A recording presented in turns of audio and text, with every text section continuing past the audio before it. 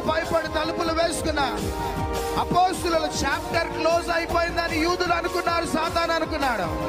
కానీ పెంతెకోస్తు దినమున తలుపులు తెరుచుకొని బయటకు వచ్చినారు. చాప్టర్ ఓపెన్ అయింది. yes, చాప్టర్ ఓపెన్ అయింది. I prophesy to somebody in the mighty name of Jesus. Yes, today you will see a new beginning in your life. You will see a new beginning in your business, in your family, in your financial matters, in your physical matters. God wants to do a mighty miracle in your family. God wants to create a mighty miracle in your family. As a messenger of God, I came with a message from Almighty God. నీ chapter close కాలే. ఈ